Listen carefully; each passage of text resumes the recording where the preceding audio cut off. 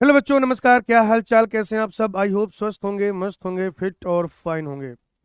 एक बार जल्दी से बता दीजिए कि क्या आपको मेरी आवाज़ आ रही है, क्या आप मुझे देख पा रहे हैं, सुन पा रहे हैं? Am I clearly audible? Am I clearly visible to all of you? Hello hello hello hello hello. Ram Ram भाई सारे आने, हर हर महादेव, बोलो जय बाबा की। Good afternoon, good afternoon, good afternoon. बच्चों एक बार जल्दी से बता दीजिए, ऑडियो वीडियो क्लियर है क्या आप सबको? Hello hello hello hello hello.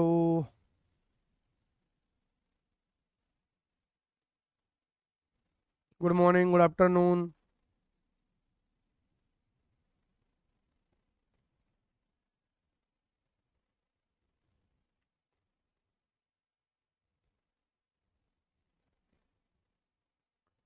सब ठीक है क्या भाई? ऑडियो वीडियो क्लियर है क्या?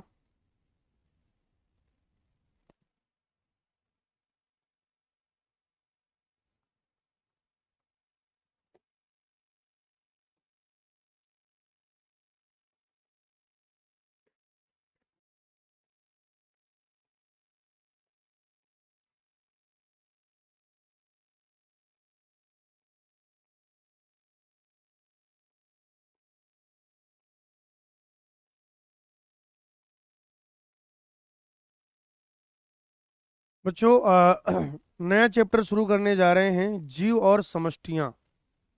ठीक है? आपको सब क्लियरली विजिबल हो रहा है ना? एक बार मुझे बता दीजिए,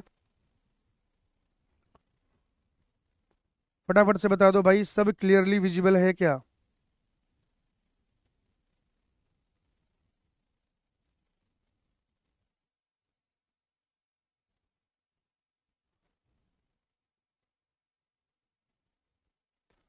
बेटा वीडियो दिखाई दे रहा है आप लोगों को? Hello hello hello hello hello.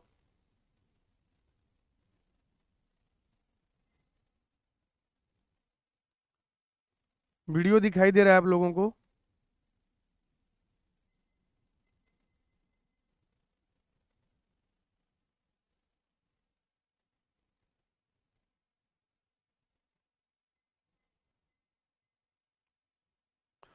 चलिए ठीक है, एक नया चैप्टर शुरू करने जा रहे हैं बच्चों, जीव और समष्टियां, यानी कि ऑर्गेनिज्म एंड पॉपुलेशन। जीव और समष्टियां अर्थात ऑर्गेनिज्म एंड पॉपुलेशन, ये जो चैप्टर है आज अपन शुरू करने जा रहे हैं, ऑर्गेनिज्म एंड पॉपुलेशन।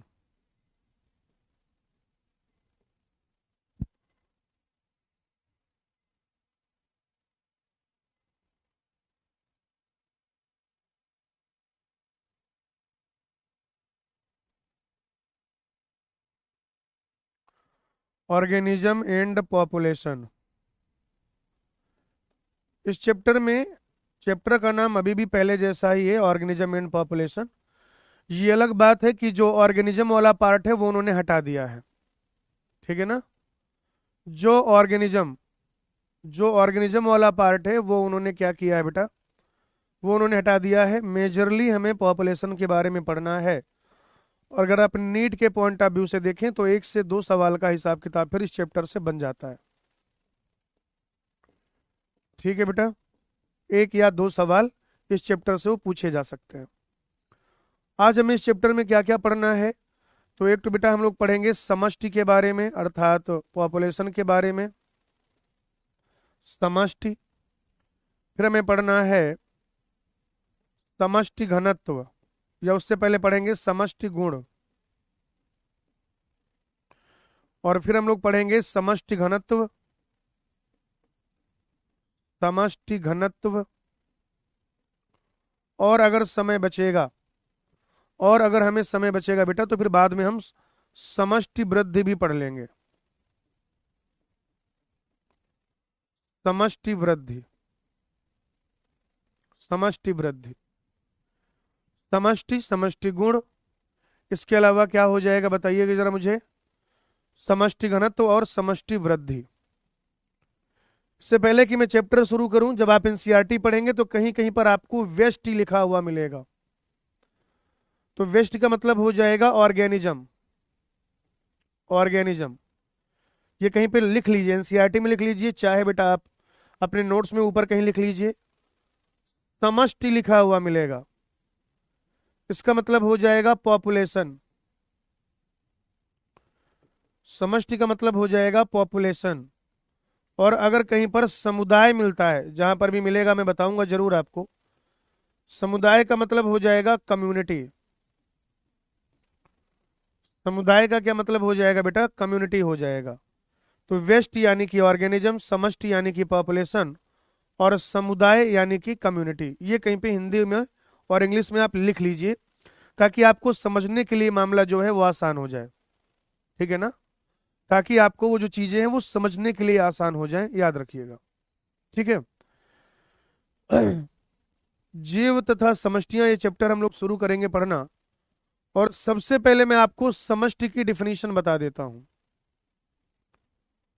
समष्टि यानी कि पॉपुलेशन की डिफिनीशन। समष्टि यानी कि पॉपुलेशन की डिफिनीशन, परिभाषा क्या होगी? अगर कभी आपसे कोई पूछ ले कि क्या होता है पॉपुलेशन, तो आप उसे कैसे परिभाषित कर पाएंगे? उसकी परिभाषा आप कैसे बताएंगे? पॉपुलेशन क्या होता है? आप में से कोई बताना चाहेगा क्या होता है population? Anyone in the house? बताइए बेटा, आप में से कोई बताना चाहता है?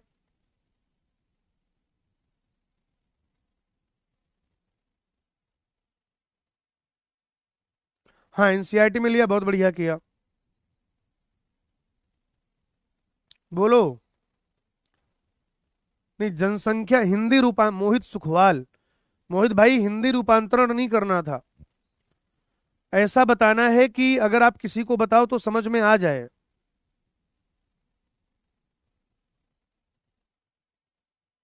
देखिए मैं आपको बताता हूं।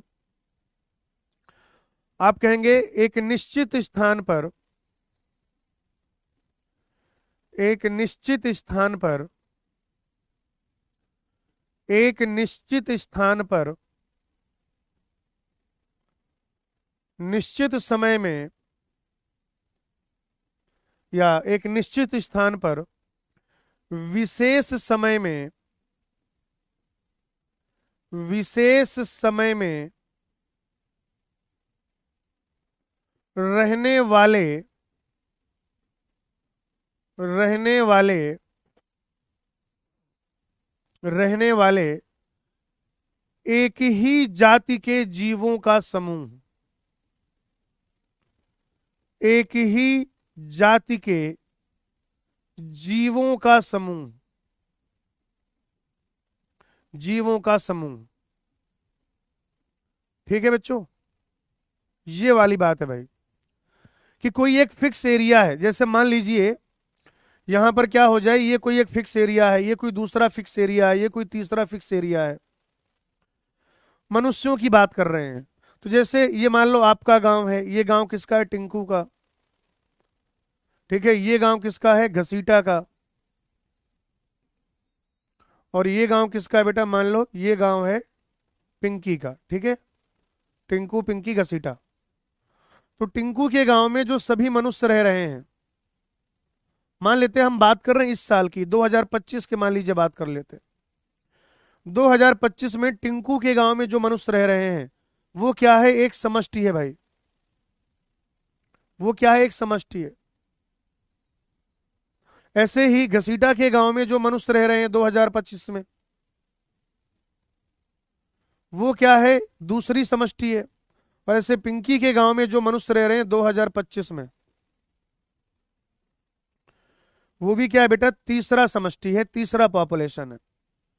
यानी कि एरिया एक विशेष स्थान होगा, एक निश्चित क्षेत्र होगा, और बेटा उसमें जो एक ही जाति के जीवों का समूह है। याद रखिएगा, यहां पर जो ज्यादा इंपॉर्टेंट बात है, यहां पर जो ज्यादा इंपॉर्टेंट बात है वो क्या है बच्चों? यहां पर ज्यादा इंपॉर्टेंट बात है कि एक ही जाति, समझ रहे हैं आप? एक ही जाति के जीवों का समूह, एक ही जाति के जीवों का समूह, उसे हम लोग क्या कहते हैं? समष्टि कहते हैं, या पॉपुलेशन कहते हैं। आगे बात भाई समझ में? ठीक है ना? एक निश्चित स्थान पर किसी विशेष समय में रहने वाले एक ही जाति के जो जीवों की संख्या है, उसे हम लोग क्या कह देते हैं, समष्टि कह देते हैं बेटा। जैसे उदाहरण के तौर पर अगर देखा जाए, उदाहरण के तौर पर तो आप कहेंगे कि आर्द्र भूमि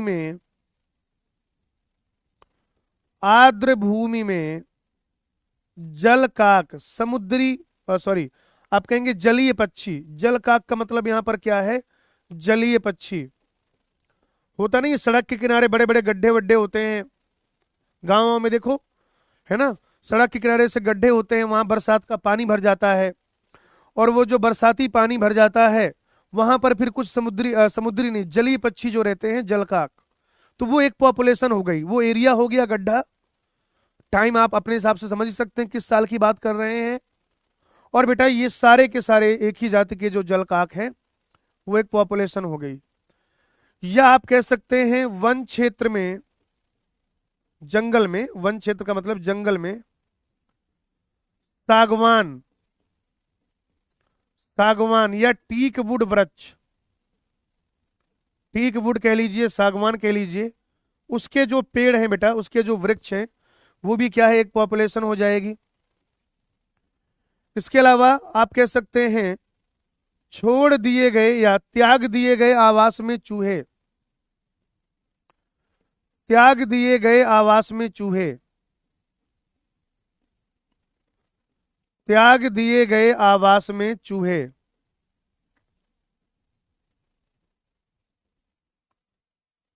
त्याग दिए गए आवास में चूहे। या बेटा आप कह सकते हैं तालाब में कमल, कोई एक तालाब है, उसमें जो सारे कमल हैं उन्हें क्या कह दिया जाएगा, बताइए मुझे। तालाब में कमल, बेटा ये भी एक पॉपुलेशन है। या आप कह सकते हैं संवर्धन प्लेट में,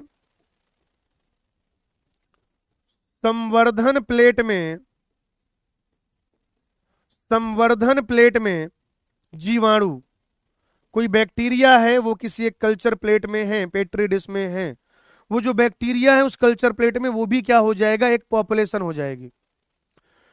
ठीक है भाई, वो भी क्या हो जाएगा, एक पॉपुलेशन हो जाएगी। तो आप देख रहे हैं कि आर्द्र भूमि में जो जलकाक हैं, जलीय पक्षी, वो एक पॉपुलेशन का उदाहरण है। वन क्षेत्र में जो सागवान के वृक्ष हैं पूरे, वो एक पॉपुलेशन का उदाहरण है।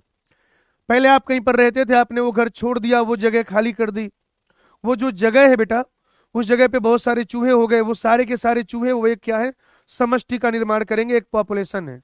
कोई एक तालाब है बड़ा सा, उस तालाब में कमल खिले हुए हैं, उस तालाब में कमल खिले हुए हैं, वो जो तालाब में कमल खिले हुए हैं वो भी क्या है, एक पॉपुलेशन है। एक कल्चर प्लेट है बेटा, एक संवर्धन माध्यम है ना, कल्चर प्लेट।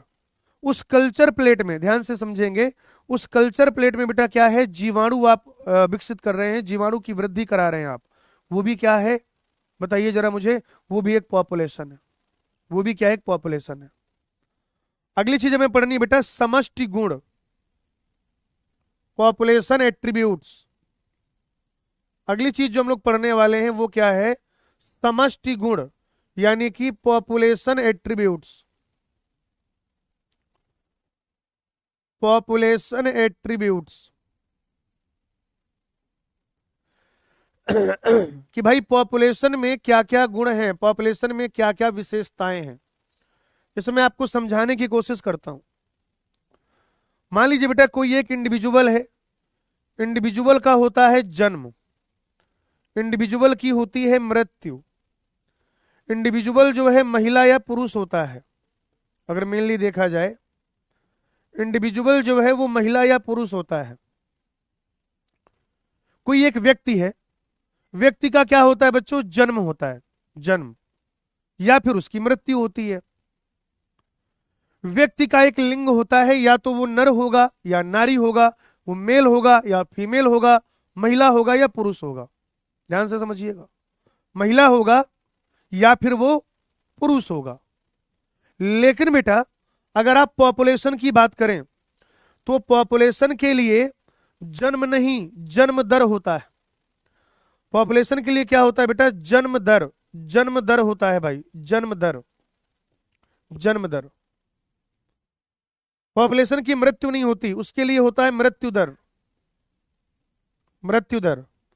वो महिला या पुरुष नहीं होता, उसके लिए, पॉपुलेशन के लिए हम ज्ञात करते हैं लिंग अनुपात, सेक्स रेशियो। तो ये जो चीजें हैं, जन्म दर वो व्यक्ति के लिए नहीं होती, मृत्यु दर वो व्यक्ति के लिए नहीं होता, लिंगानुपात वो व्यक्ति के लिए नहीं होता। ये सारे के सारे गुण किसके हैं? पॉपुलेशन के हैं बेटा। समझ रहे हैं आप? ये सारे के सारे जो गुण हैं, ये सारे के सारे गुण किसके हैं बेटा? पॉपुलेशन के हैं, समष्टि के हैं। जैसे अगर आप कहें जन्म दर, क्या कहें? जन्म दर, और यहां पर आप क्या करते हैं?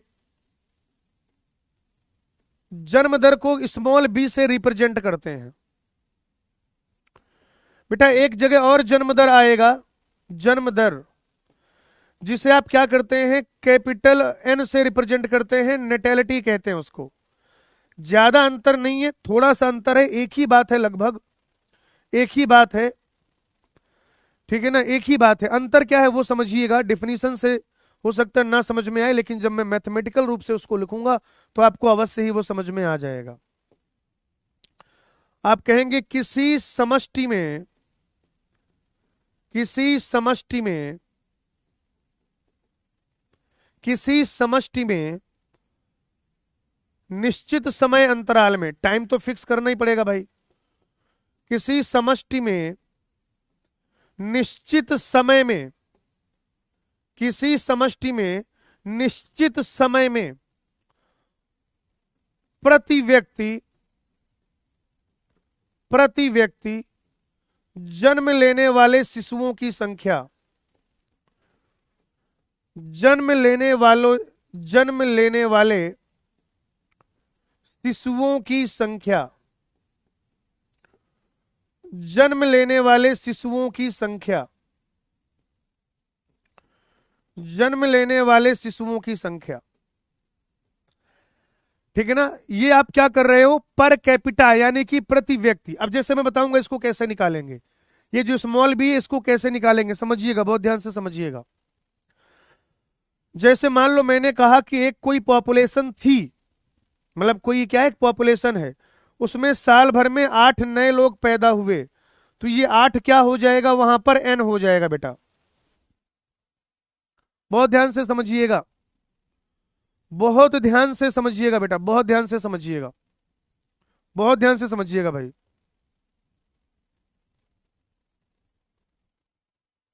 ठीक है ना?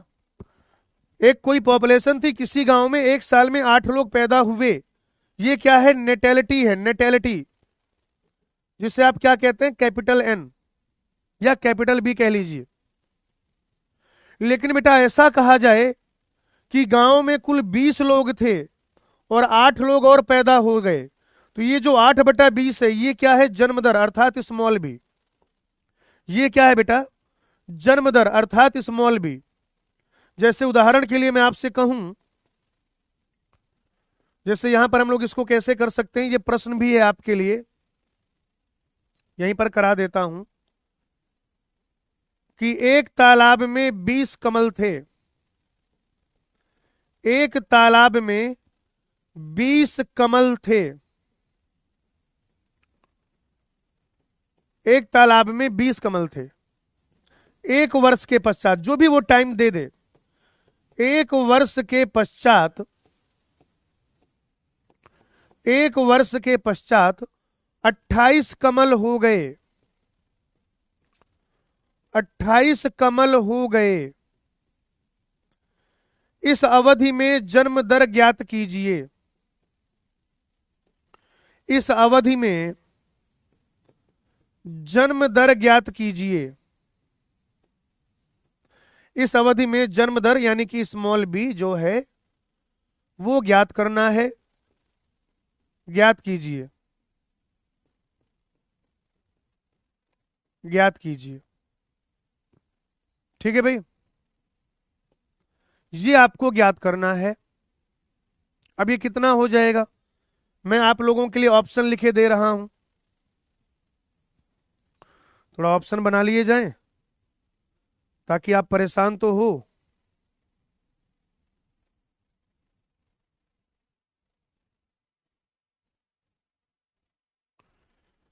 जैसे पहला ऑप्शन में लिख रहा हूं आपके लिए यहां पर, 0.5, दूसरा ऑप्शन है 0.4,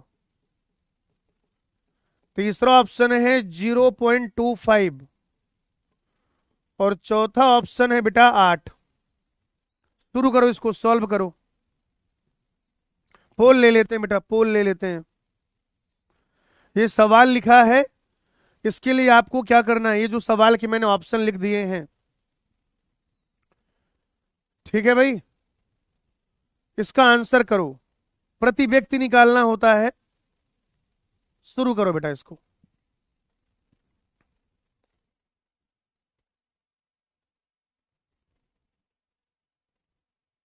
शुरू करो भाई।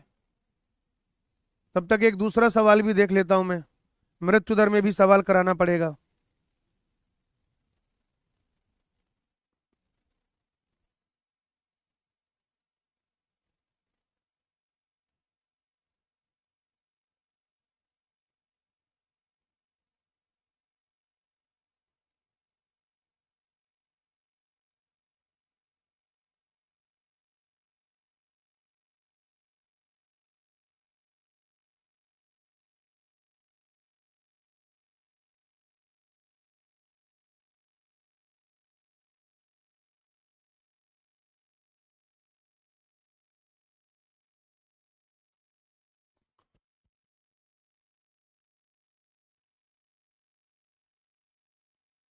देखते हैं बेटा क्या आंसर आने वाला है अभी। चलिए, तो बच्चों आपका आंसर हो जाएगा बी फॉर बॉम्बे, और ये काफी लोगों ने सही किया है। जिन बच्चों ने फोर्थ ऑप्शन टिक किया है बेटा, देखो ये बात सही है कि शुरुआत में 20 थे, एक साल के बाद 28 हो गए, तो बढ़े कितने, 28 माइनस 20 यानी कि 8 बढ़े। तो बेटा ये जन्म दर है, ये प्रति व्यक्ति जन्म दर नहीं है, ये प्रति व्यक्ति जन्म दर नहीं है बेटा। नेटेलिटी, इसकी नेटेलिटी 8 होगी, कल बताऊंगा। अगर आज पहुंच जाएंगे तो आज बताऊंगा, ठीक है ना। नेटेलिटी जो है नहीं तो कल बताऊंगा। तो नेटेलिटी 8 हो जाएगी, लेकिन हमें क्या करना है, अब इसको ज्ञात कैसे करते हैं, इसके लिए मैं आपको फॉर्मूला बता देता हूं। अगर आपको कभी भी जन्म दर ज्ञात करना हो, ठीक है, अगर आपको कभी भी जन्म दर ज्ञात करना हो मान लो, तो जन्म दर का मतलब कैसे निकालेंगे आप, जन्म दर यानी कि स्मॉल बी बराबर प्रति व्यक्ति जन्म दर कहेंगे इसे, प्रति व्यक्ति जन्म दर क्या कहेंगे भाई, इसे इसे कह दिया जाएगा प्रति व्यक्ति जन्म दर। प्रति व्यक्ति जन्म दर कैसे ज्ञात की जाती है समझिए आप। प्रति व्यक्ति जन्म दर, आप कहेंगे नए जन्मे शिशुओं की संख्या, नए जन्मे शिशुओं की संख्या, नए जन्मे शिशुओं की संख्या, और बेटा डिवाइडेड बाई समष्टि की प्रारंभिक संख्या। जब से आपने इसको वॉच करना शुरू किया, समष्टि की प्रारंभिक संख्या, प्रारंभिक संख्या। जैसे बच्चों यहां पर हम लोग देख रहे हैं कि कितने नए कमल पैदा हुए, 8, और शुरुआत में कितने थे, 8/20, 8/20 बेटा, ठीक है। अभी लिखने का समय मिलेगा, समष्टि गुण जब पूरा कर लेंगे तब। अगली चीज है बेटा मृत्यु दर। अगली चीज क्या है बेटा, मृत्यु दर। मृत्यु दर स्मॉल डी से इसको प्रदर्शित करेंगे, और जैसे यहां पर हमने लिखा था कि किसी समष्टि में निश्चित समय में, तो जो भी आप टाइम लेते हो ये क्या हो जाएगा बताओ मुझे। मृत्यु दर कैसे ज्ञात करेंगे कि समष्टि में, ध्यान से सुनेंगे बेटा, समष्टि में निश्चित समय में, निश्चित समय में प्रति व्यक्ति मृत्यु की संख्या, प्रति व्यक्ति मृत्यु की संख्या, प्रति व्यक्ति मृत्यु की संख्या, ठीक है। और ये डी ज्ञात कैसे करते हैं, डी ज्ञात कैसे करेंगे बेटा, डी ऐसे ज्ञात करेंगे कि वो जो समय है उसमें मृत्यु की संख्या डिवाइडेड बाई प्रारंभिक संख्या, डिवाइडेड बाई जो प्रारंभिक संख्या थी बेटा समष्टि की, ये फॉर्मूला हो जाएगा। है ना, सेम वही चीज है, बस यहां पर जन्म की बात कर रहे थे और यहां पर बेटा मृत्यु की बात कर रहे हैं। जैसे अगर मैं आपके लिए एक प्रश्न लिख दूं यहां पर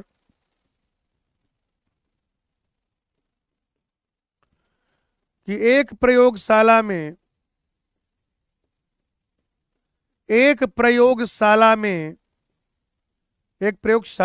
साला नहीं, साली साला वाला साला नहीं, साला, एक प्रयोगशाला में एक हफ्ते में एक प्रयोगशाला में एक हफ्ते में 40 में से 4 40 में से 4 फल मक्खियों की मृत्यु हो गई। 4 फल मक्खियों की 4 फल मक्खियों की मृत्यु हो गई। इस अवधि में मृत्यु दर की गणना कीजिए। इनफैक्ट इस अवधि में प्रति व्यक्ति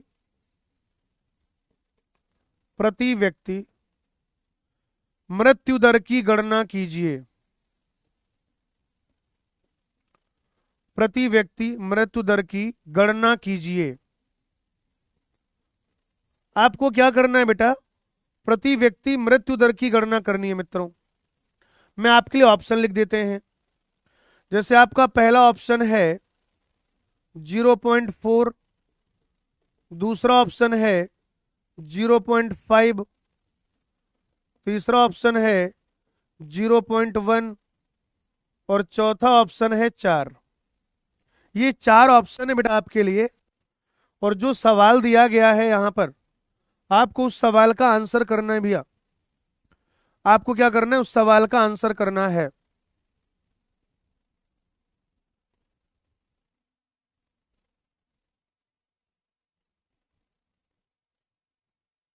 करिए भाई, आंसर ज्ञात करिए। ये पोल शुरू हो चुका है।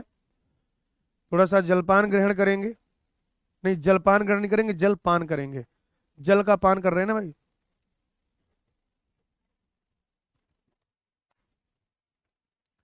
निशांत भाई पढ़ाई लिखाई पे ध्यान दो। निशांत वर्मा बेटा पढ़ाई लिखाई पे ध्यान दो, दिन भर नेतागिरी करते रहते हो। हम्म।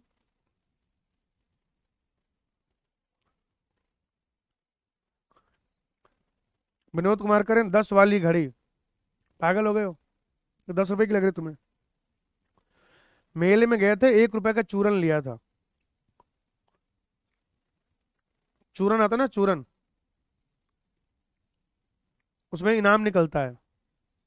वॉच निकलती है, कैप निकलती है ना। बांधा बेटा, आऊंगा मैं, फरवरी में आऊंगा, फरवरी में। चूरन वाली घड़ी भाई 10 रुपए बता रहे हैं। वो तब 1 रुपए का चूरन हो गया है। पहले जब मैं तुम्हारी उम्र में था ना, हाँ वही लाल, आर्या चौधरी, बिल्कुल बिल्कुल, वो लाल वाला जो चूरन आता है। पहले अठन्नी का था, जब तुम खुद चवन्नी अठन्नी थे तब वो अठन्नी का था, अब वो 1 रुपए का हो गया है। बढ़िया चूरन भी खाया और मिल गया। आंसर हो जाएगा सी फॉर चेन्नई। हम्म। इतने सारे लोगों का सही हो गया। सही है भाई, जनता पढ़ने लिखने में व्यस्त है। कुछ नहीं करना है बेटा। प्रारंभ में संख्या कितनी थी? 40। उस दौरान मरे कितने? 4। तो क्या हो जाएगा बताओ? 4/40। ऊपर नीचे चाहो तो 10 से गुणा कर दो। ऊपर नीचे चाहो तो 10 से गुणा कर दो। 10 से गुणा करने की जरूरत नहीं, सीधे सीधे कट जाएगा, 1/10 हो जाएगा भाई। .1। अब देखो जरा ध्यान से समझना, एक तुम्हें बढ़िया बात बताता हूं। तुम्हें पता है हिंदी मीडियम की जनता को इवॉल्व करने में मैंने अपना कितना ऊर्जा लगाया है। कि हिंदी मीडियम की जनता विकसित हो, पहले वो उन चीजों को पढ़ने के लिए मानसिक रूप से तैयार हो जो सच में उसे पढ़ना चाहिए, है ना। वृद्धि दर कैसे होगा भाई, कितने लोग मरे, यानी इतने लोग पैदा हुए, इतने लोग मरे, तो वृद्धि दर कैसे ज्ञात करेंगे। अगर आपको कभी भी प्रति व्यक्ति वृद्धि दर ज्ञात करना हो, प्रति व्यक्ति वृद्धि दर, प्रति व्यक्ति वृद्धि दर, तो बेटा उसको आर से रिप्रेजेंट करते हैं। तो आप खुद सोचिए प्रति व्यक्ति वृद्धि दर क्या हो जाएगी, जन्म दर माइनस मृत्यु दर, जन्म दर माइनस मृत्यु दर। बताओ भाई सही बात है कि नहीं, जन्म दर माइनस मृत्यु दर। मान लीजिए आपके गांव में कितने लोग रहते हैं, तो आपके गांव की वृद्धि दर कैसे ज्ञात करेंगे, बोलो बेटा आप बताओ। जैसे मान लो ये आपका गांव है, बताओ किसके गांव चले, किसके गांव चला जाए भाई, जल्दी बताओ। ज्यादा टाइम कोनी में हमारे पास, है ना, ज्यादा टाइम कोनी मेरे पास, ऐसे हमारे पास ऐसे बोलेंगे। बताओ भाई किसके गांव चला जाए, जल्दी बताओ। जी आप किसी के गांव चले गए, है ना, अपने अपने गांव पहुंच गए। आपके गांव में कुछ जनसंख्या है जहां पर क्या हो जाएगा, एक्स उसकी प्रारंभिक संख्या है, वहां पे एक्स बी लोग पैदा हुए और एक्स डी लोग मर गए। एक्स बी पैदा होने वाले लोगों की संख्या है, एक्स डी मरने वाले लोगों की संख्या है। तो इस एक्स में कितना चेंज आया प्रति व्यक्ति अगर निकालें तो ये कैसा हो जाएगा, इन दोनों को माइनस करना पड़ेगा, इन दोनों का अंतर लेना पड़ेगा भाई, इन दोनों का क्या लेना पड़ेगा, अंतर लेना पड़ेगा। यानी कि यहां से मैं ऐसा कह सकता हूं कि आर बराबर बी माइनस डी। बोलो भैया हाँ या ना, क्या आप मेरी इस बात से सहमत हैं, ये जो मानसिक कलाकारी मैं कर रहा हूं क्या आप इससे सहमत हैं क्या, कि आर बराबर बी माइनस डी हो जाए। बोलो भाई,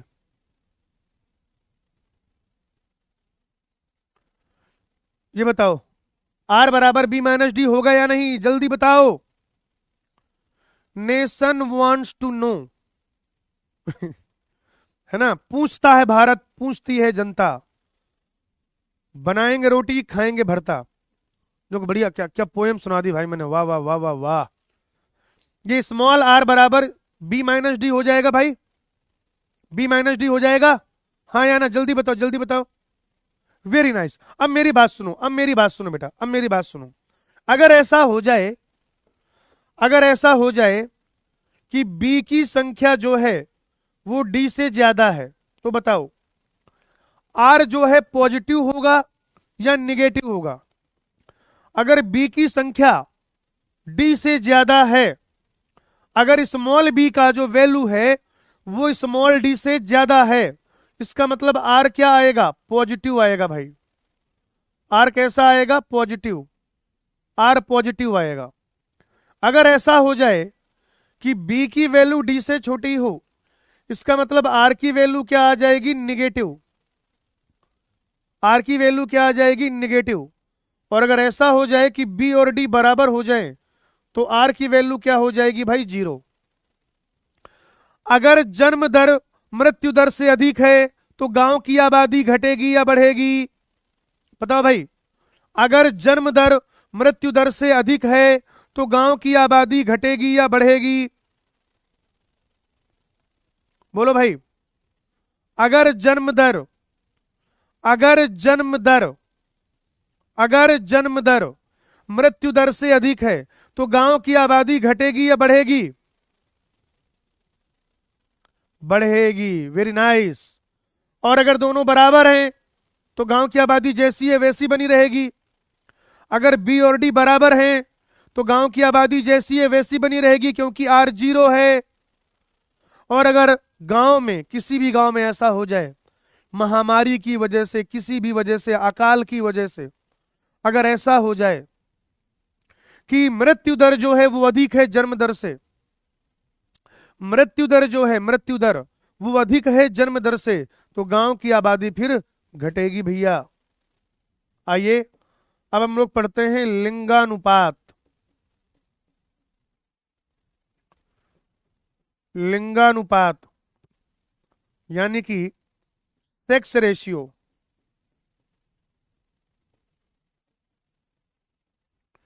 लिंगानुपात अर्थात सेक्स रेशियो, क्या मतलब है इसका? इसको आप ऐसे देख सकते हैं कि समष्टि में उपस्थित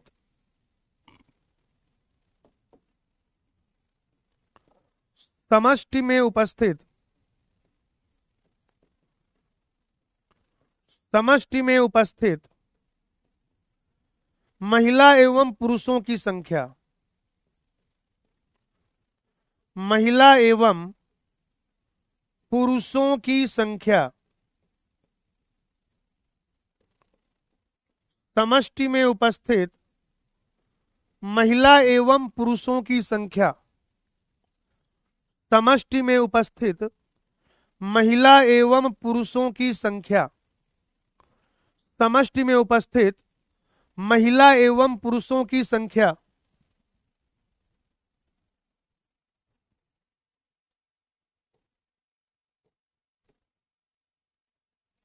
ठीक है भाई, अब सही है, अब सही है सब? हाँ हाँ कर दिया नेगेटिव मित्रों।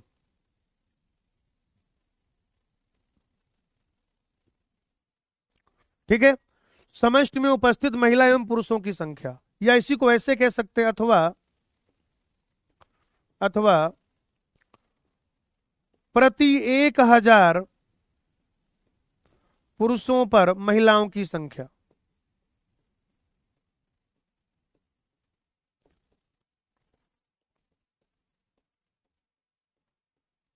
ठीक है भाई, ये है मामला। प्रति 1000 मतलब अगर पॉपुलेशन काउंट कर रहे हैं तो 1000 लोग, 1000 पुरुष है मान लीजिए, तो उस 1000 पुरुष में कितनी महिलाएं हैं? 1000 महिलाएं हैं, 800 महिलाएं हैं, 850 महिलाएं हैं। कीर्तिपाल बेटा बता दिया, बांध आएंगे फरवरी में, 15-16 फरवरी के आसपास, पढ़ाई करो। ठीक है ना? तो ये हो जाएगा कि प्रति 1000 पुरुषों पर महिलाओं की संख्या। ठीक है, ये ऐसा होता है, राइट, ये ऐसा होता है भाई। लिंगानुपात जो है ऐसे ज्ञात करते हैं। चलिए यहां तक लिखिए। ये लिख लिया था सबने क्या? ये लिख लिया था क्या बेटा सबने? बोलो भैया, ये लिख लिया था क्या सबने?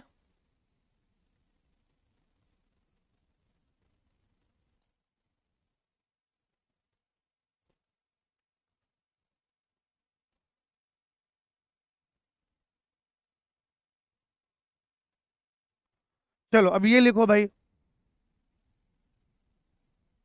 अब ये लिखो।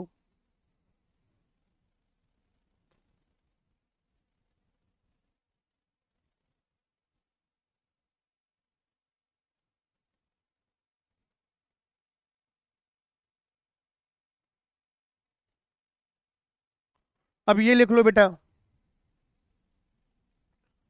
अब जो है आप ये लिख लीजिए।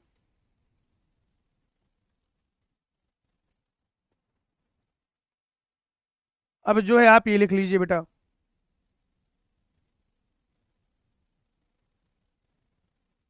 अरे इसमें उदाहरण क्या याद करोगे भाई? हर जगह का अलग अलग होता है उदाहरण। पागल आदमी हो यार, एकदम बुड़बक हो भाई कसम से। रटते क्यों हो? बायोलॉजी बेटा समझ के पढ़ो। हम यहाँ भाई समझाए समझाए परेशान है, चीख चीख के, चिल्ला चिल्ला के, कि बच्चे के दिमाग में कॉन्सेप्ट बिल्डअप हो। बच्चा कह रहा नहीं सर, हम तो नालायक ही रहेंगे सर। आप चाहे जितना चिल्ला चिल्ला के पगला जाओ। चलिए अब अगली चीज बेटा पढ़ेंगे, आयु पिरामिड। आयु पिरामिड, आयु पिरामिड अर्थात एज पिरामिड। एज पिरामिड क्या होता है बेटा? जब आप एज पिरामिड बनाते हो, ध्यान से समझना, जब आप एज पिरामिड बनाते हो तो सबसे नीचे आप रखते हो जनन पूर्व आयु वर्ग। सबसे नीचे आप रखते हो बेटा जनन पूर्व आयु वर्ग। जनन पूर्व आयु वर्ग। बच्चों मध्य में आप रखते हो जनन क्षम आयु वर्ग।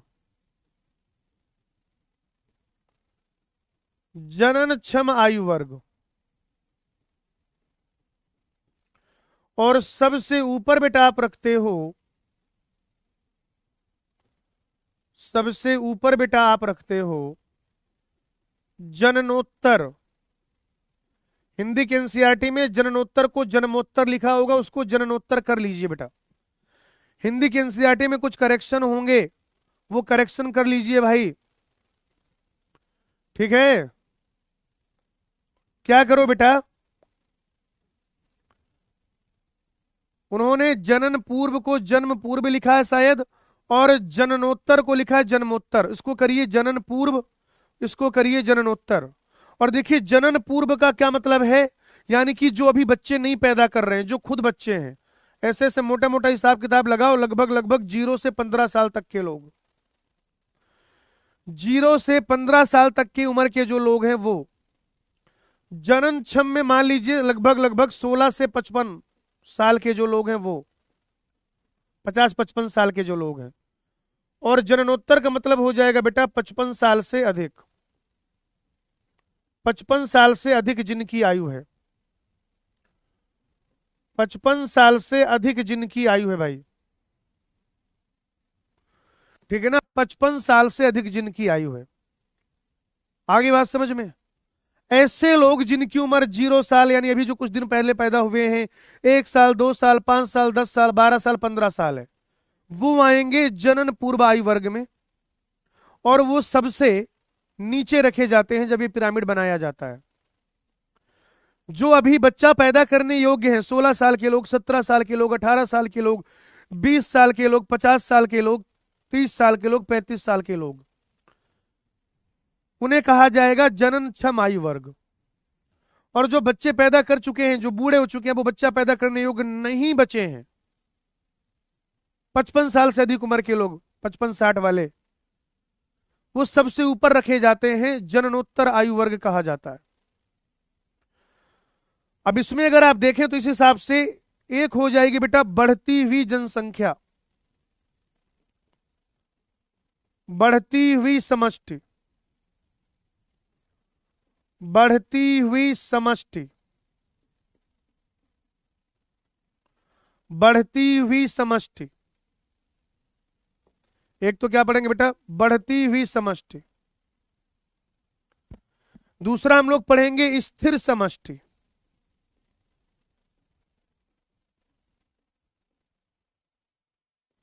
स्थिर समष्टि, और तीसरा हो जाएगा बेटा घटती हुई समष्टि।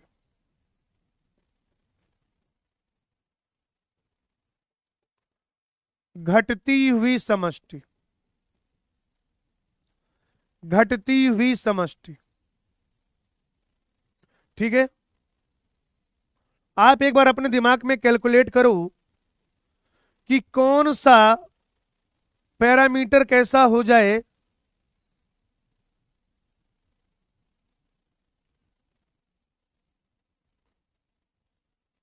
कुछ लोग ना बाज नहीं आते हैं भाई।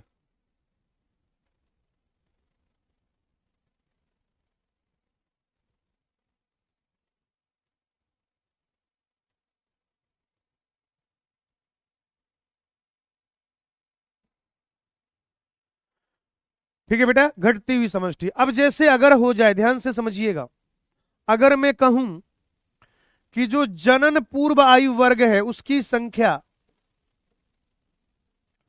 जनन क्षम से अधिक है, सुनो भाई, अगर मैं ऐसा कहूं कि जनन पूर्व जो आयु वर्ग है उसकी जो संख्या है वो जनन क्षम से अधिक है, तो ये एक बढ़ती हुई समष्टि है, स्थिर समष्टि। अगर मैं ऐसा कहूं कि जनन क्षम और जनन क्षम और जनन पूर्व बराबर हैं। जो जनन पूर्व आयु वर्ग है उसकी संख्या और जो जनन क्षम आयु वर्ग है उसकी संख्या बराबर है बेटा। अगर ये दोनों बराबर हैं तो ये एक स्थिर समष्टि है, ये एक स्टेबल पॉपुलेशन है। ये क्या है? ये स्टेबल पॉपुलेशन है और घटती हुई समष्टि। अगर ऐसा हो जाए कि जो जनन पूर्व लोग हैं उनकी संख्या कम हो और जनन क्षम की संख्या ज्यादा हो तो बेटा ये एक घटती हुई समष्टि होती है। आप मेरी बात समझो, खुद से आप अंदाजा लगाओ। अगर कभी भी ऐसा हो जाए किसी देश में अगर आज बच्चे ज्यादा हैं तो आज से 5-10 साल बाद वहां की पॉपुलेशन घट रही होगी या बढ़ रही होगी? आप बताओ। किसी भी देश में अगर आज की डेट में सबसे ज्यादा जो जनसंख्या है वो 0 से 15 साल की आयु वर्ग की है। आप सोचिए कि अगर आपके गांव में, ज्यादा बड़ा मत सोचिए, नहीं सोच पा रहे हैं तो छोटा दिमाग छोटा कॉन्सेप्ट है ना, छोटा एरिया। अगर आपके गांव में सबसे ज्यादा संख्या जो जनसंख्या है वो 0 से 15 साल वाले लोगों की है तो आगे वाले टाइम में आपके गांव में पॉपुलेशन घटेगा या बढ़ेगा? पॉपुलेशन घटेगा या बढ़ेगा? पॉपुलेशन घटेगा या बढ़ेगा? अच्छा, आपके गांव में जो बच्चा पैदा करने वाले लोग हैं, यानी ऐसे समझो कि जो जनसंख्या है 18 साल 20 साल 25 साल 30 साल 40 साल वाले लोगों की, उतने ही बच्चे हैं। जितने लोग बच्चा पैदा करने योग्य हैं उतने ही लोग अभी बच्चे हैं। तो आने वाले टाइम पे जो जनसंख्या है वो बढ़ेगी या सेम बनी रहेगी? अगर बच्चों की संख्या और बच्चा पैदा करने वालों की संख्या आज एक जैसी है तो आने वाले सालों में, आने वाले वर्षों में वहां पर ये जो जनसंख्या है वो सेम रहेगी या बढ़ेगी? सेम बनी रहेगी। लेकिन अगर ऐसा हो जाए कि आज जो बच्चा पैदा करने वाले लोगों की संख्या है आपके गांव में वो अधिक है और आपके गांव में जो बच्चों की संख्या है वो कम है, बच्चा पैदा करने वाले लोगों की संख्या अधिक है लेकिन बच्चे पैदा करने वाले लोगों की संख्या अधिक है, जो बच्चे हैं वो कम है। यानी कि 0 से 15 साल वाले लोगों की संख्या कम है, 15 से 55 वालों की ज्यादा है। तो आने वाले टाइम पे क्या होगा? जनसंख्या घटेगी या बढ़ेगी? जनसंख्या जो है वो घटेगी या बढ़ेगी? घटेगी भाई साहब, बिल्कुल घटेगी। तो वैसे ही है कि अगर ऐसा हो जाए, कभी भी ऐसा हो जाए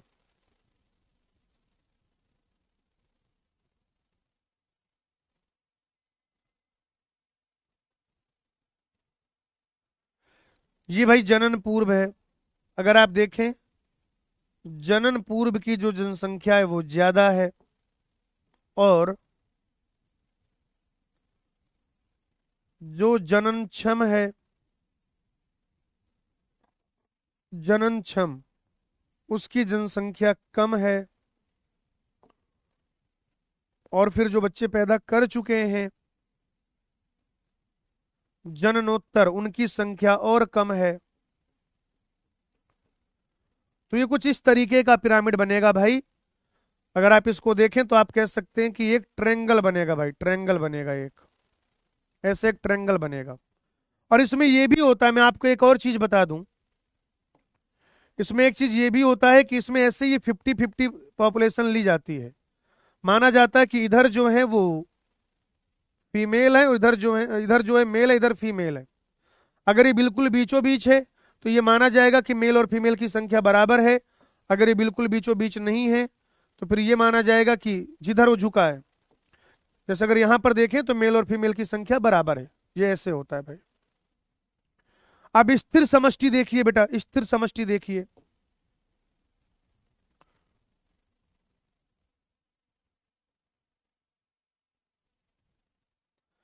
ये जो जनन पूर्व है वो इतना है मित्रों,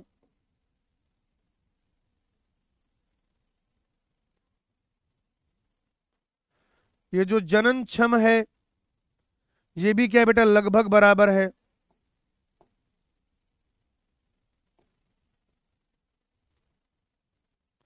लगभग बराबर है। और फिर जो जननोत्तर है, जननोत्तर, जननोत्तर उनकी संख्या कम है। तो बेटा ये फिर कुछ कैसा बनेगा, घंटाकार आकृति बन जाएगी यहां पर, ये कुछ इस तरीके का बनेगा। कैसा बनेगा भाई, घंटाकार। ओवरऑल अगर आप देखें तो ये घंटाकार बनेगा। इसमें अगर आप देखो तो ये त्रिभुजाकार बनेगा, त्रिभुजाकार। है जी भैया, ये त्रिभुज बनता हुआ दिखाई दे रहा है। इससे अगर आप इसको देखें तो एक त्रिभुज बनेगा। और घटती हुई समष्टि, पता चल रहा है भाई साहब सबसे कम जनसंख्या तो इन्हीं की है। किनकी, जनन, जनन क्षम, जनन पूर्व की। और जो जनन क्षम है उनकी जनसंख्या ज्यादा है।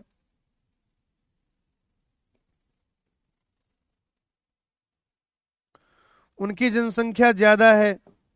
और फिर ये वापस से मान लो जनसंख्या कम है। तो बच्चों ये कुछ इस तरीके का ग्राफ बनेगा, बल्ब शेप, या अर्न कह सकते हैं आप, अर्न शेप, या बल्ब शेप कह सकते हैं भाई। जैसे बल्ब होता है ना, ऐसे होता है बल्ब, ऐसे। तो कुछ बल्ब के जैसा ग्राफ बनेगा इसका बेटा। ये है घटती हुई समष्टि, ये है स्थिर समष्टि, और ये है बढ़ती हुई समष्टि। छापिए इसको, खाना अभी मिलेगा बेटा, पहले पढ़ लो फिर खाना भी मिलेगा।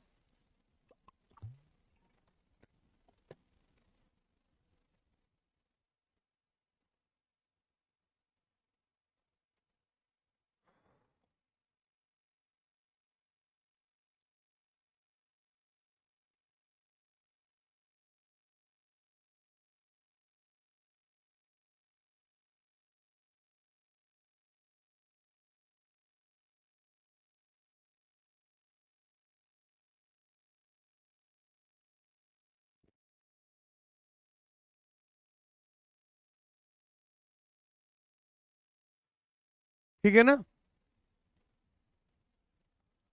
आशीष, डॉक्टर आशीष शर्मा, मैं भी डॉन हूं, अरे बाप रे, मारो सबको, मार दो। ये लोग जो क्लास में भसड़ मचा रहे हैं, सबको मारो, जेल जाओ भाई तुम। जैसे शंकर जी ने विश्व के कल्याण के लिए क्या किया था, शंकर जी ने विश्व के कल्याण के लिए जहर पी लिया था। ऐसे तुम भी क्या करो, समाज में जो बुरे लोग हैं, उनको मार कूट के जेल चले जाओ भाई, हम बता रहे हैं भाई।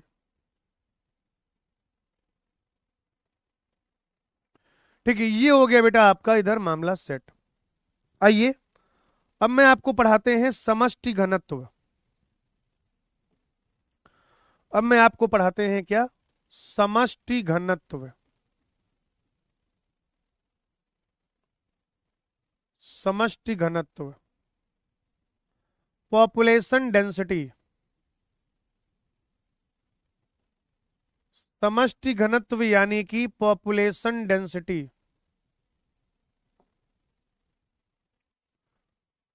समष्टि घनत्व यानी कि पॉपुलेशन डेंसिटी। ठीक है, समष्टि घनत्व यानी कि पॉपुलेशन डेंसिटी। और बच्चों मजे की बात क्या है कि इसको एन से रिप्रेजेंट किया जाता है। ठीक है भाई, ये जो समष्टि घनत्व है, बहुत ध्यान से समझिएगा बच्चों, ये जो समष्टि घनत्व होता है, ये जो समष्टि घनत्व होता है, इसे एन से रिप्रेजेंट करते हैं। समष्टि घनत्व कैसे निकालेंगे, आप कहेंगे प्रति इकाई क्षेत्रफल में उपस्थित व्यक्तियों की संख्या। जैसे मान लो एक ये एरिया है, एक मिनट, जैसे मान लो बेटा एक ये एरिया है और इतना ही बड़ा एरिया ये है। ध्यान से बताना आप मुझे, एरिया सेम है, ये है A1 और ये है A2, और आप जानते हो कि A1 बराबर A2, आप जानते हो भाई A1 बराबर A2। यहां पर क्या है बेटा, 100 लोग हैं उतने ही एरिया में, इसको हमने कहा N1। यहां पर बेटा 200 लोग हैं उतने ही एरिया में, इसको हमने कहा N2। बताइए कौन सी बात सही है, N1 बराबर N2, N1 is greater than N2, ये पहला ऑप्शन है भाई। दूसरा ऑप्शन हो जाएगा N1 is greater than N2। तीसरा option is N2 is greater than N1। चौथा ऑप्शन है ऑल ऑफ दीज। बताओ भाई, थोड़ा सा एक आइडिया लगेगा कि आप मेरे साथ चल रहे हैं या आप किसी दूसरी यात्रा पर सवार हैं। ये दो एरिया हैं, दो गांव हैं, दोनों गांव का एरिया क्षेत्रफल समान है, A1 और A2 समान है। उतने एरिया में यहाँ 100 लोग रह रहे हैं, N1 कहेंगे, यहाँ पे 200 लोग रह रहे हैं, N2 कहेंगे। आप बताइए क्या बात सही है, N1 और N2 बराबर हैं क्या, या फिर N1 बड़ा है N2 से, या कि फिर N2 बड़ा N1 से, या ये सारी बातें सही हैं? बताइए, बताइए भाई,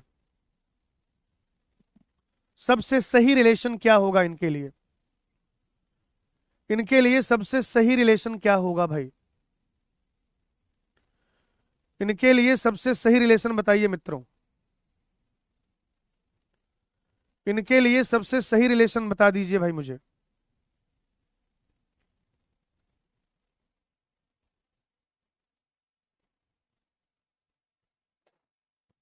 तो बेटा जो आंसर सही है वो हो जाएगा third, N2 is greater than N1। ठीक है, बराबर तो है ही नहीं है, ऑल ऑफ दीज भी नहीं होगा फिर तो, और ये भी गलत है कि N1 is greater than N2। तो जो डेटा दिया गया अगर उस हिसाब से हम लोग देखें तो जो सबसे सही आंसर है वो आएगा थर्ड। क्या आएगा भाई? थर्ड आएगा।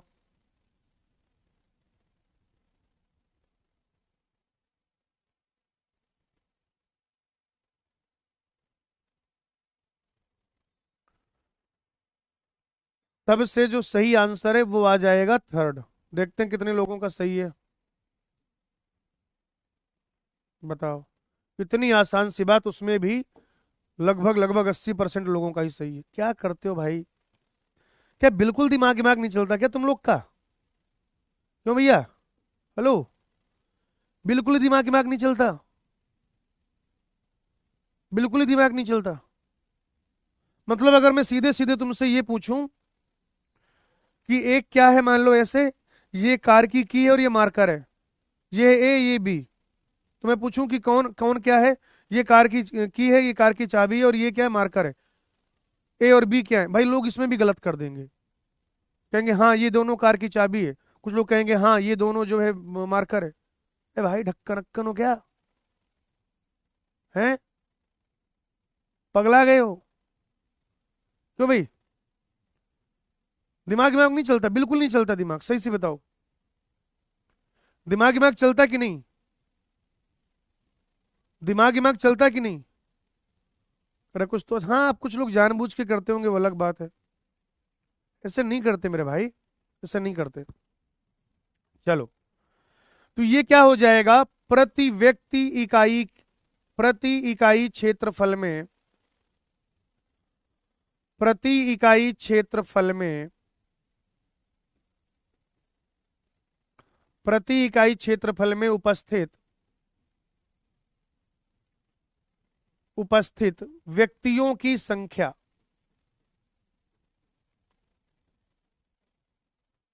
व्यक्तियों की संख्या, प्रति इकाई क्षेत्रफल में उपस्थित व्यक्तियों की संख्या। बच्चों प्रति इकाई जो ये क्षेत्रफल है यहाँ पर ये जो उपस्थित है, इसी को हम लोग क्या कहते हैं? समष्टि घनत्व कहेंगे। यानी कि n बराबर क्या हो जाएगा बताओ जरा मुझे? व्यक्तियों की संख्या, व्यक्तियों की संख्या डिवाइडेड बाई क्षेत्रफल, जो एरिया जितना गिवन है। व्यक्तियों की संख्या, ओ भैया हेलो, n को कैसे निकालेंगे कि उस क्षेत्रफल में कितने व्यक्ति उपस्थित हैं, यही तो हमें ज्ञात करना है। उस एरिया में अगर हमें किसी भी एरिया में किसी भी क्षेत्र में, ओ भैया, ओ बेटा, ओ बेटा जी, अरे ओ बाबू जी, इधर बोर्ड पे देखो बेटा, नालायको। मैं क्या कह रहा हूं आपसे, किसी भी एरिया के लिए अगर आपको n यानी कि समष्टि घनत्व निकालना है तो आप कैसे करेंगे? उस क्षेत्रफल में, उस क्षेत्रफल में जो व्यक्तियों की संख्या है वही तो ज्ञात करनी है, तो क्षेत्रफल ऊपर व्यक्तियों की संख्या। अब हो सकता है कि n की वैल्यू काफी कम आए, कम आए बेटा, जैसे कि 10, ठीक है, या ऐसे हो सकता है कि ज्यादा आ जाए।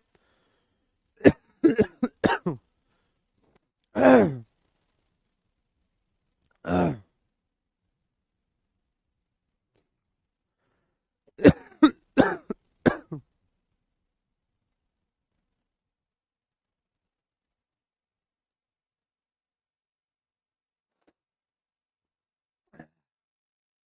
आपको बता रहा था एन इस तरीके से ज्ञात करते हैं हम। एन जो है वो हम इस तरीके से ज्ञात करते हैं। अब एन की जो संख्या है वो 10 हो सकती है, या आप ऐसे कह सकते हैं कि 10 से कम हो सकती है, और या फिर वो लाखों में हो सकती है बेटा, लाखों में। भरतपुर राजस्थान में एक जिला है, जब आप मथुरा के आगे निकलेंगे, भरतपुर की आर्द्र भूमि में साइबेरियाई सारस, आर्द्र भूमि में साइबेरियाई सारस, साइबेरियन क्रेन। तो हो सकता है कि छोटा सा एरिया हो, एक कोई बड़ा तालाब या गड्ढा हो, उसमें 10 ही सारस हों। तो ये आप ऐसा भी हो सकता है कि एन की जो वैल्यू है वो कम हो, और ऐसा भी हो सकता है कि एन जो है वो लाखों में आए। ऐसा भी हो सकता है बेटा कि जो एन है वो लाखों में आए। जैसे आप कह सकते हैं कि किसी तालाब में क्लेमाइडोमोनास, किसी तालाब में क्लेमाइडोमोनास, किसी तालाब में क्लेमाइडोमोनास, तो एन की वैल्यू बहुत ज्यादा हो सकती है, एन की वैल्यू लाखों में आ सकती है। कब आ सकती है लाखों में? जब आप किसी तालाब में क्या देखें, क्लेमाइडोमोनास देखें। जब क्या देखें आप, बताइए जरा, तालाब में क्लेमाइडोमोनास की संख्या देखें, क्लेमाइडोमोनास की संख्या देखें बेटा। अब अगर समष्टि की गणना करनी है,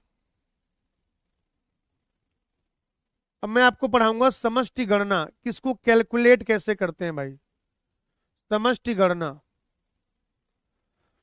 एक तो बेटा संख्या गिनकर, आप नॉर्मली क्या कर सकते हो कि संख्या गिन लो, संख्या गिनकर,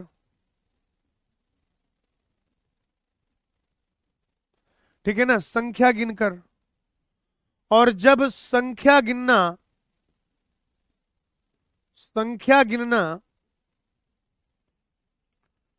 या तो उचित नहीं है, उचित या संभव ना होने पर,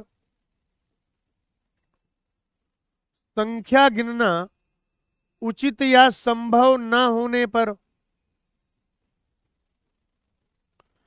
संख्या गणना उचित या संभव ना होने पर आप क्या करोगे बताओ जरा। या तो आप उनका ये देखोगे कि उनका प्रतिशत आवरण क्या है, अलग अलग मेथड है। जैसे आप अगर संख्या गिनना संभव नहीं है, तो या तो आप उनका जैव भार गिन लोगे, या फिर वो कितना एरिया घेर रहे हैं, प्रतिशत आवरण वो देख लोगे भाई, प्रतिशत आवरण वो देख लोगे भाई, प्रतिशत आवरण। या फिर बेटा आप क्या करोगे, लगातार तनुता के द्वारा, लगातार तनुता, सीरियल डाइन्यूशन, लगातार उसको क्या करोगे, तनु बनाते जाओगे विलयन को। या आप सापेक्षिक घनत्व ज्ञात करोगे भाई, सापेक्षिक घनत्व ज्ञात करोगे। या फिर बेटा आप क्या करोगे, मल गुटिकाएं गिन लोगे, मल गुटिकाएं या पग चिन्ह देखकर, मल गुटिकाएं या पग चिन्ह देखकर, ठीक है ना। जैसे जो टाइगर रिजर्व है ना, टाइगर रिजर्व, टाइगर रिजर्व में, टाइगर रिजर्व में टाइगर की संख्या, टाइगर रिजर्व में टाइगर की संख्या, टाइगर रिजर्व में टाइगर की संख्या, ठीक है भाई, टाइगर रिजर्व में टाइगर की संख्या। अब जैसे मान लीजिए आपको यह पता करना है, बहुत ध्यान से समझिएगा, जैसे बच्चों आपको यह पता करना है कि जंगल में कितने टाइगर हैं, ठीक है ना, आपको यह पता करना है कि जंगल में कितने टाइगर हैं, कितने। तो आप उनके गले में घंटी पहनाने तो जाओगे नहीं, नहीं तो आपकी फोटो में माला चढ़ जाएगी। समझ रहे बात को भाई।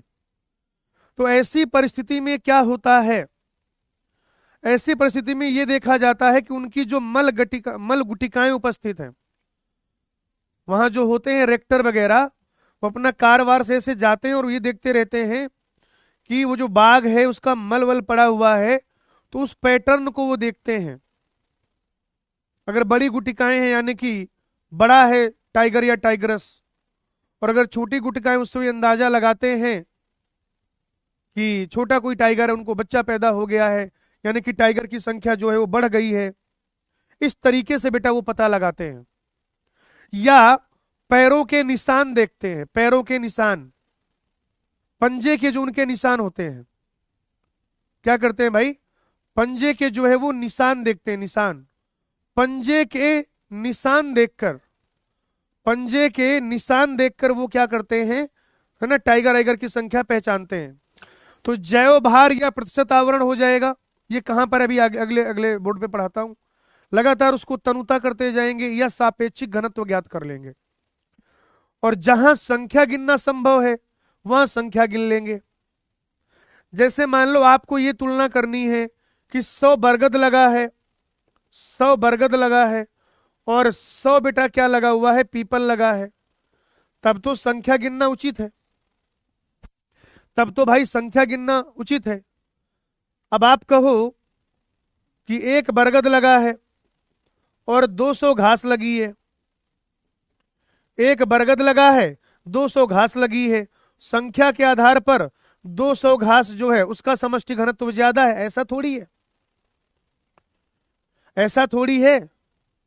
अरे 200 घास, क्या मतलब आप ऐसे समझो, क्या 200 चींटी जो है वो एक हाथी से बड़ी हो जाएगी क्या, बताओ, क्या 200 चींटियां वो एक हाथी से बड़ी हो जाएंगी क्या, बताओ जरा मुझे, बताओ बताओ बताओ, क्या 200 चींटियां वो एक हाथी से बड़ी हो जाएंगी क्या भाई, बताओ रे, आंसर करो मेरे भाई।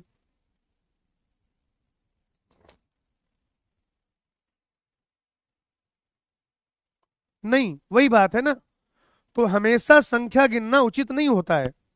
तो जहां पर पॉसिबल है वहां पे आप संख्या गिन सकते हैं, और अगर संख्या गिनना हमेशा संभव नहीं है, अगर संख्या गिनना हमेशा संभव नहीं है, तो फिर उस परिस्थिति में आप क्या करेंगे, या तो जैव भार, या लगातार तनुता, या सापेक्षिक घनत्व, या मल गुटिकाएं, या पग चिन्ह।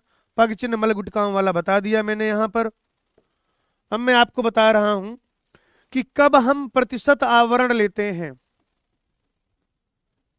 प्रतिशत आवरण यानी उन्होंने कितना हिस्सा घेरा हुआ है, या जैव भार,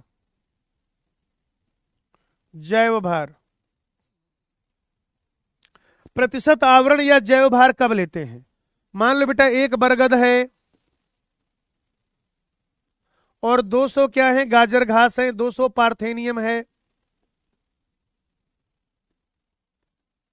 ठीक है भाई। तो आप बताओ ज्यादा जगह कौन घेरेगा, 1 बरगद या 200 घास, बोलो बेटा, ज्यादा जगह कौन घेरेगा, बोलो भाई, ज्यादा जगह कौन घेरेगा, 1 बरगद या 200 घास। तो आप कहेंगे 1 बरगद, यानी इसका जो प्रतिशत आवरण है वो ज्यादा है, इसका जो प्रतिशत आवरण है वो कम है। या जैव भार के रिस्पेक्ट में ले लीजिए, 1 बरगद का जो बायोमास है जैव भार वो ज्यादा है, 200 घास का जो जैव भार है वो कम है, कम है भाई वो, है ना। मान लेते हैं 1 बरगद का जो समष्टि घनत्व है वो है N1 और 200 पार्थेनियम का है N2, तो हम लोग क्या कह सकते हैं इस केस में, N1 is greater than N2। बताओ कह सकते नहीं कह सकते, कह सकते या नहीं कह सकते। इस केस में हम ऐसा कह सकते हैं ना कि N1 is greater than N2। इस केस में हम ऐसा कह सकते हैं कि नहीं कि N1 is greater than N2, यानी कि 1 बरगद का जो समष्टि घनत्व है, 1 बरगद का जो समष्टि घनत्व है वो 200 पार्थेनियम से ज्यादा होगा। सिंपल। बेटा दूसरा हो जाएगा यहां पर लगातार तनुता, लगातार तनुता, सीलियर डाइल्यूशन, सीरियल डाइल्यूशन, लगातार उसको डाइल्यूट करते जाएंगे। समझो भाई, मान लो यहां पे ऐसे देखो, इसे देखो, मैं तुम्हें समझा रहा हूं, समझने की कोशिश करना भाई जी बस।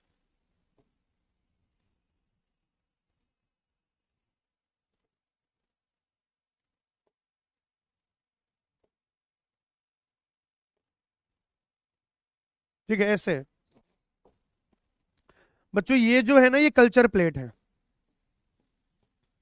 ये जो है ये कल्चर प्लेट है बेटा, कल्चर प्लेट, कल्चर प्लेट। अब आप क्या देख रहे हो, अब आप क्या देख रहे हो बेटा कि यहां पर ना, यहां पर ये बहुत ज्यादा बैक्टीरिया है भाई, गिनने में नहीं आ रहा है, बहुत ध्यान से समझना।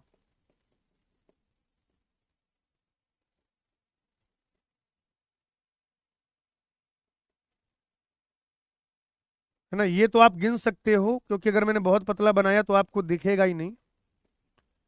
मैं जो कॉन्सेप्ट समझाना चाह रहा हूं वो समझना भाई।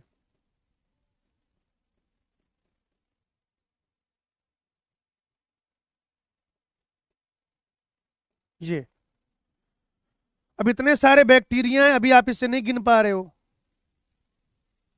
तो आप क्या करो बेटा, इसको थोड़ा सा डाइल्यूट कर दो, डाइल्यूट कर दो आप इसे।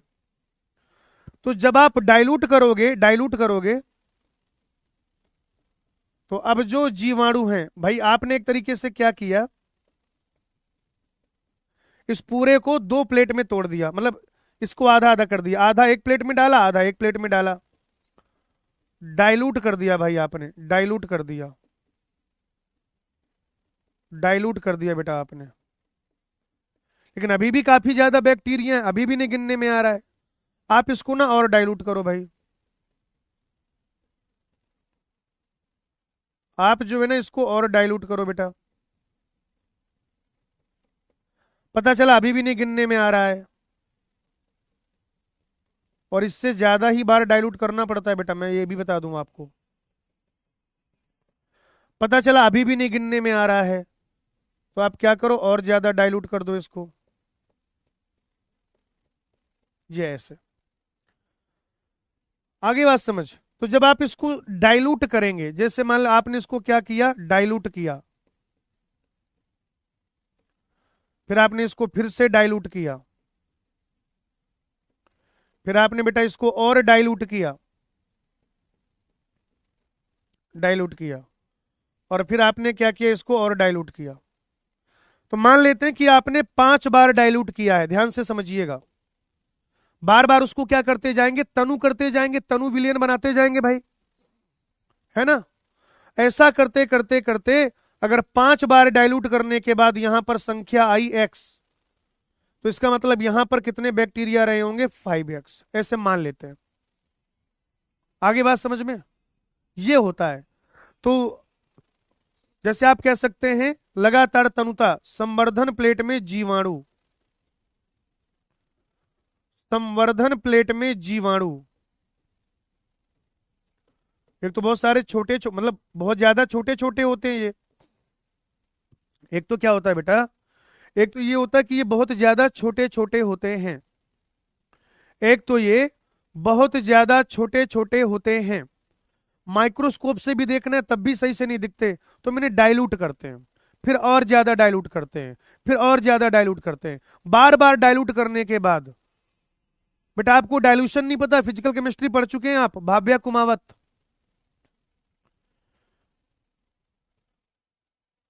हैं आप लोग फिजिकल केमिस्ट्री पढ़ चुके हैं बेटा, आपको डाइल्यूशन का मतलब नहीं पता।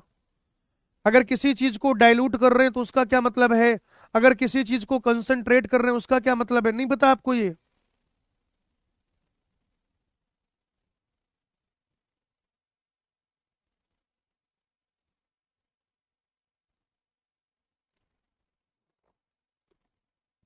क्यों भाई, ऐसे कितने बच्चे हैं जिनको नहीं पता डाइल्यूट करना और कंसंट्रेट करना, ऐसे कितने बच्चे हैं जिनको नहीं पता डाइल्यूट करना और कंसंट्रेट करना क्या होता है।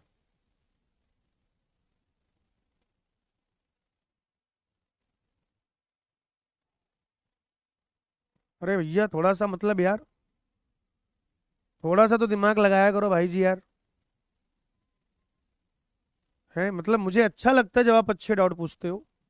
मेरा दुख यही है कि आप अच्छे डाउट नहीं पूछते हो, बिना मतलब के फालतू टाइम पास। एक किसी ने पूछा था, कुछ तो पूछा था,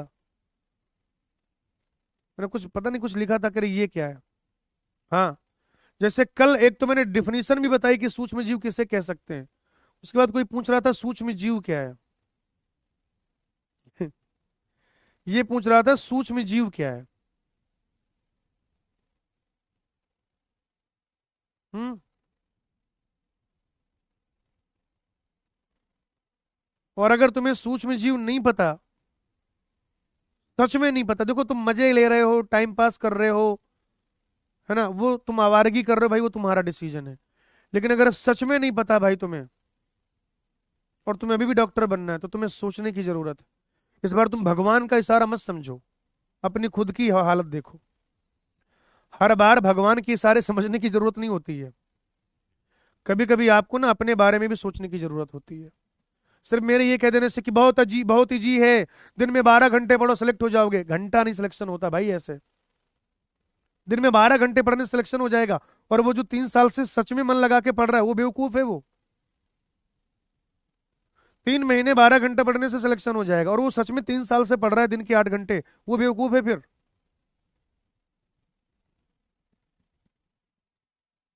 तो थोड़ा सा रियलिटी में जियो यार। रियलिटी में जियोगे, स्टार्टिंग में तकलीफ होती है, खुद को एक्सेप्ट करने में स्टार्टिंग में थोड़ा सा तकलीफ होती है, थोड़ा सा होती है तकलीफ। लेकिन अगर एक बार ऐसा हो गया, अगर एक बार ऐसा हो गया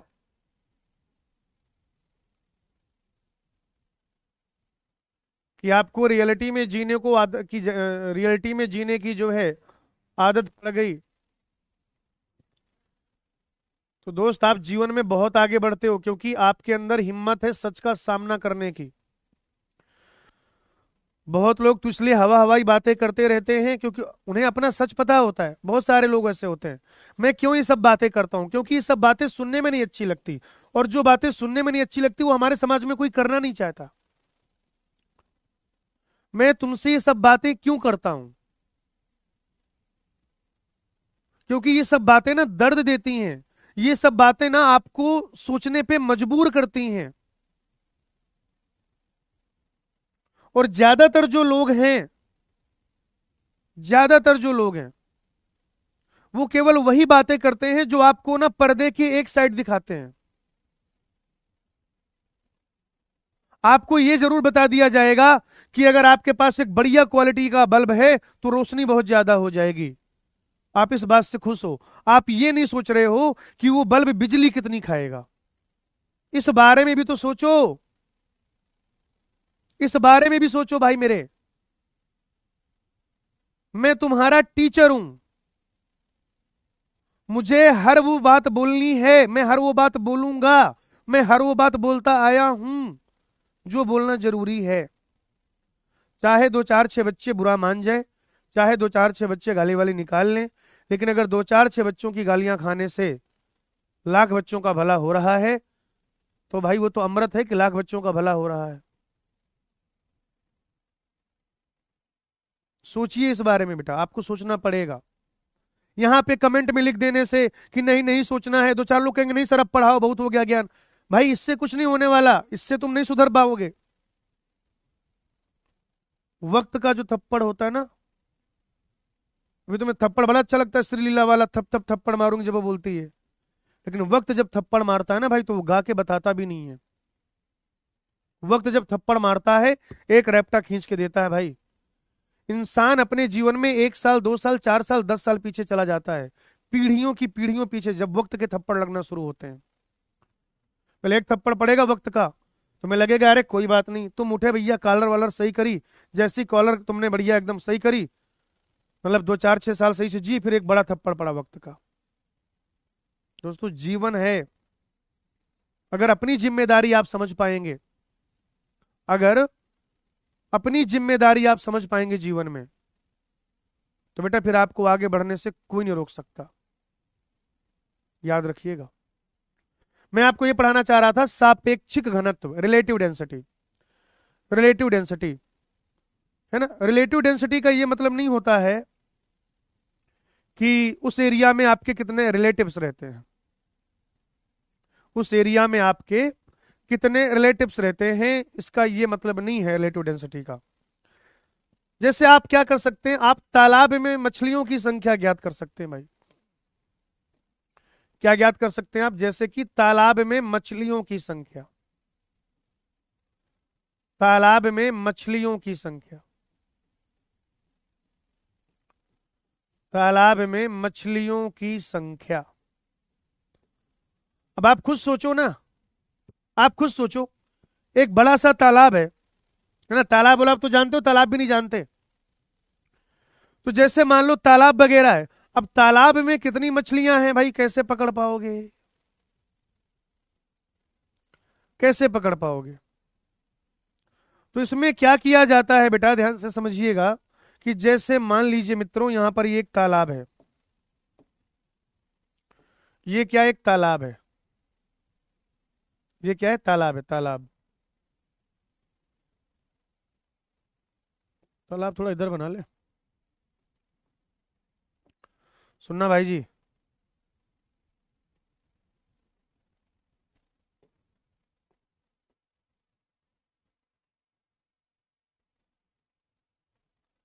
मान लो बेटा ये क्या एक तालाब है, ठीक है, तालाब है। इस पूरे तालाब का जो एरिया है वो है A1। इस पूरे तालाब का एरिया क्या है, A1। और इस पूरे तालाब में जो मछलियां प्रेजेंट है वो है N1। तो हम क्या करेंगे, तालाब का एक छोटा सा एरिया ले लेंगे भाई। मान लो हमने तालाब का ये एरिया ले लिया, ठीक है, किसी तरीके से उसको टीन लगा के बंद कर दिया, और फिर मछली पकड़ना शुरू किया। मछली पकड़ना क्या किया बेटा, शुरू किया हमने, मछली पकड़ना शुरू किया। मान लेते हैं ये जो एरिया है, या इनको ऐसे भी कर सकते हैं, और अच्छा अगर करना है, जो पूरे तालाब का एरिया है वो है A, कैपिटल A। और जो पूरे तालाब में मछलियों का समष्टि घनत्व वो है, वो क्या है, कैपिटल N। ये जो स्मॉल a है वो इस छोटे से एरिया, मतलब इस तालाब में ये जो छोटा सा एरिया है वो स्मॉल a है। और वहां पर बेटा क्या है, ये छोटी सी संख्या स्मॉल n, स्मॉल n। आप क्या करो, आप इस स्मॉल n को, इस छोटे से एरिया की मछलियां पकड़ लो, आपको पता चल जाएगा इस छोटे से एरिया में, क्या बच्चों, इस छोटे से एरिया में कितनी मछलियां पाई जा रही हैं, इस छोटे से एरिया में कितनी मछलियां पाई जा रही हैं। यानी कि ये इसको ऐसे करेंगे, small n divided by small a is equal to capital N divided by capital A. ये होता है फॉर्मूला। ये फॉर्मूला लगा के बेटा आप ऐसे ज्ञात कर सकते हैं, जहां पर बेटा स्मॉल एन क्या हो जाएगा, या पहले स्मॉल ए लिख लेते हैं, स्मॉल ए तालाब में छोटा सा क्षेत्र, छोटा क्षेत्र, तालाब में छोटा क्षेत्र, और स्मॉल एन क्या हो जाएगा, क्षेत्र ए में मछलियों का समष्टि घनत्व। क्षेत्र ए में मछलियों का समष्टि घनत्व, क्षेत्र ए में मछलियों का, क्षेत्र स्मॉल ए में, इनफैक्ट क्षेत्र स्मॉल ए में मछलियों का समष्टि घनत्व, क्षेत्र स्मॉल ए में मछलियों का समष्टि घनत्व। बेटा कैपिटल ए क्या है यहां पर, तो बेटा कैपिटल ए हो जाएगा पूरे तालाब का क्षेत्र, कैपिटल ए हो जाएगा पूरे तालाब का क्षेत्र, पूरे तालाब का क्षेत्र, पूरे तालाब का क्षेत्र, पूरे तालाब का क्षेत्र बेटा। और एन क्या हो जाएगा, पूरे तालाब में, पूरे तालाब में मछलियों का समष्टि घनत्व।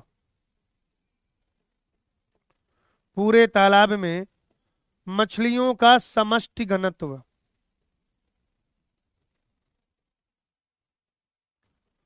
पूरे तालाब में मछलियों का समष्टि घनत्व। पूरे तालाब में मछलियों का समष्टि घनत्व।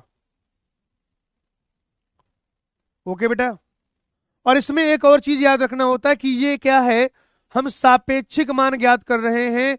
ये एक गुड़िया, डॉक्टर गुड़िया काछी, सर आप डिमोटिवेट मत किया करो बेटा, मुझे कुछ नहीं बोलना, ठीक है ना, कुछ नहीं बोलना मुझे। अभी कुछ बोल देंगे मेरा टॉपिक रह जाएगा, विवाद अलग हो जाएगा। सही बता रहे हैं हम तुमसे, कुछ बोल देंगे, लड़की के नाम से आईडी बनाए हो, बुरा भी मान सकते हो सकता है सच में लड़की ही हो, ठीक है ना।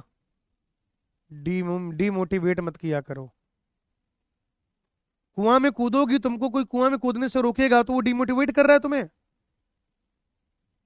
डिमोटिवेट मत करो। सुनो भाई ध्यान से, तो ये क्या है, मामला रिलेटिव है, रिलेटिव है मामला भाई, ये रिलेटिव मामला है। हो सकता है कि आपने जहां पर जाल फेंका हो, क्योंकि हम क्या करते हैं, तो रिलेटिव डेंसिटी निकाल रहे हैं, सापेक्षिक घनत्व, लेकिन उसमें भी एक चक्कर ये है कि हो सकता है जहां पर आपने मछली पकड़ने के लिए, जहां पर आपने बेटा मछली पकड़ने के लिए जाल फेंका हो सकता है कि वो तालाब का वो हिस्सा हो जहां पर सबसे ज्यादा मछलियां पाई जा रही हो। बोलो बेटा, ऐसा हो सकता नहीं हो सकता? भाई ऐसे आप ज्ञात कर रहे हो, ठीक है, ये समझ में आता है, लेकिन बेटा ये भी तो हो सकता है कि जहां पर आपने जाल फेंका हो मछली पकड़ने के लिए, जहां पर आपने मछली पकड़ने के लिए जाल फेंका हो वो एरिया हो जहां पे सबसे ज्यादा मछलियां पाई जाती हैं, या वो ये एरिया हो जहां पे सबसे कम मछलियां पाई जाती हैं। बोलो बेटा, हो सकता है ऐसा या नहीं हो सकता? हो सकता है ना। हाँ, तो ये जो है क्या है, एक अप्रोक्सीमेट वैल्यू होती है बेटा, ये क्या है, एक अप्रोक्सीमेट वैल्यू होती है। अब यहां पे मैं आपको एक चीज बता दूं कि समष्टि का जो आकार है, यानी कि समष्टि घनत्व, समष्टि का आकार, आप बताओ क्या पॉपुलेशन हमेशा एक जैसी रहेगी या घटती बढ़ती रहेगी? बोलो बेटा, आप आंसर करो। पॉपुलेशन या समष्टि हमेशा एक जैसी रहेगी या घटती बढ़ती रहेगी?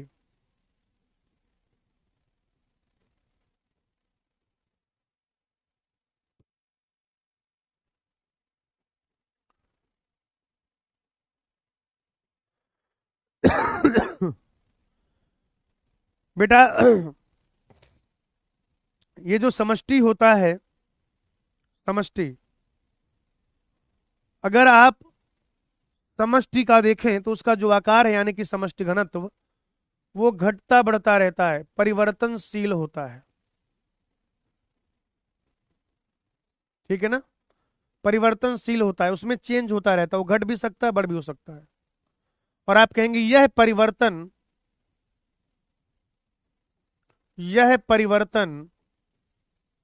स्पर्धा,